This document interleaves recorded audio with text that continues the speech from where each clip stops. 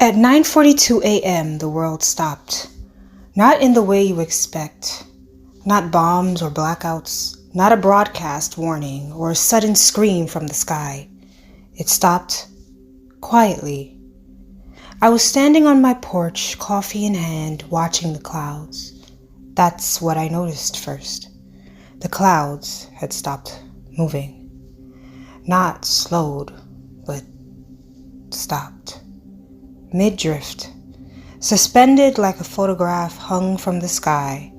A single bird froze mid-glide, wings curved in a permanent swoop. The trees didn't sway. The wind had vanished. The leaves stopped mid-fall, caught in some invisible grip. And the sun had paused. Hung in the exact same place for minutes. Then 10, then 30. And the clock on my phone? 9:42. No signal, no update. Just 9:42, blinking softly like a warning. I went inside. My wife was still. Fork in hand, paused halfway to her mouth. Scrambled eggs, untouched. "Lucy?" I whispered. No response, no blink, no breath. I reached for her wrist. Her skin was warm, but her pulse was still, like time had clamped down around her and stopped it from moving. I shook her. Nothing. Outside, cars were stuck in place. A cyclist hung mid-turn, tire curved and suspended above the pavement. Birds were still in the air like a screensaver that had glitched. Everyone, everything, except me and something else. I noticed it first as a shadow. It moved between frozen people, slow and low to the ground, like it was sniffing them. Too big to be a dog, too fast to be a deer.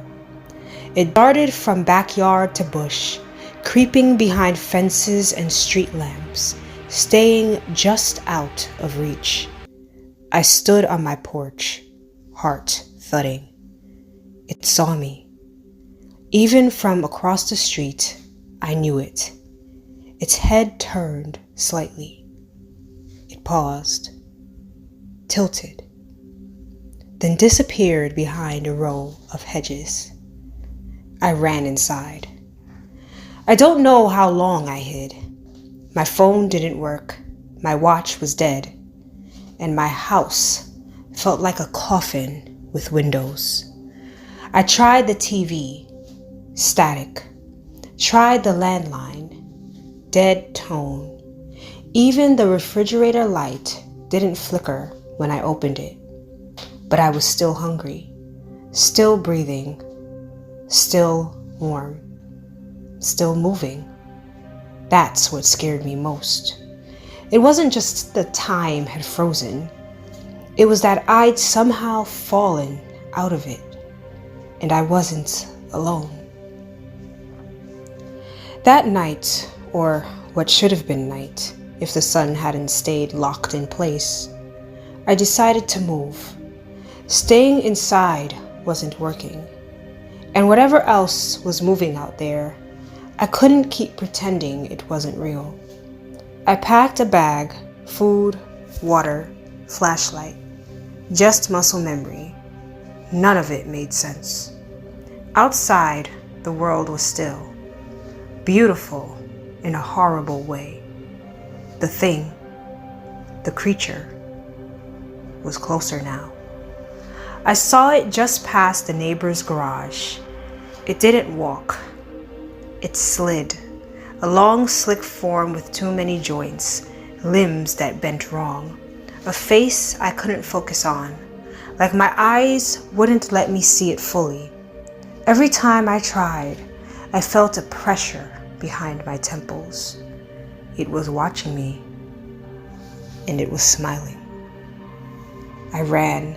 through empty streets, past frozen dogs, over cracked sidewalks where leaves hovered like paper held by invisible thread. I didn't know where I was going, just away, and it followed. Not fast, but persistent. It moved through alleys and across rooftops, never letting me forget it was there. I made it to the library. Inside, the lights were off. But the people were there, frozen mid-motion. A child reaching for a book. A man asleep at a desk. A librarian caught mid-sentence. I screamed at them. I waved my arms. I cried. Nothing.